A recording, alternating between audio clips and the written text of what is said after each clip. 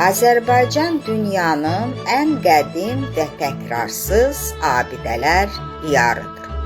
1910-cu ilin sonlarında Bakıya Rusiyadan məşhur bir opera müğənnisi qastrola gəlir.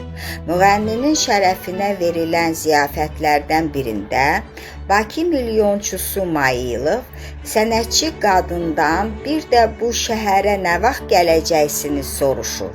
Aktrisa heç vaxt deyə cavab verir. Milyonçu bu cavabın səbəbi ilə maraqlandıqda müğənni qadın deyir: "Belə böyük şəhərdə oxumağa opera binası yoxdursa, gəlməyin nə mənası var?" Bu sözlər Bakılı milyonçuya bərk təsir edir və elə oradaca qadına söz verir ki, cəmi bir il ərzində opera teatrı üçün gözəl bina tikdirəcək.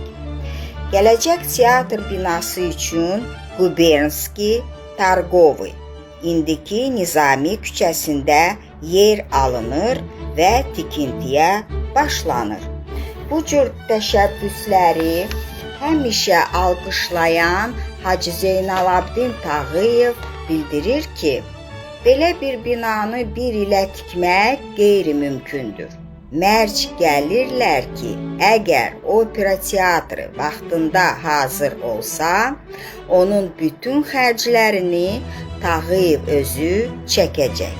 Beləliklə, cəmi 10 ay ərzində 1910-1911-ci illərdə Memar Bayevin layihələndirilən teatr binası hazır olur. Azərbaycanda ən böyük musiqili teatr olan Azərbaycan Opera və Balet Teatrı 1920-ci ildən bu günədək bu binada fəaliyyət göstərir. 1928-ci ildə teatra Mirzə Fətəli Axundovun adı verilmişdi. Bu bina 1959-cu ildən Akademik Opera və Balet Teatrı adlanır. Bakının mərkəzində yerləşən bu zərif memarlıq nümunəsi gözdən uzaq qala bilməyən bir mədəni incidir.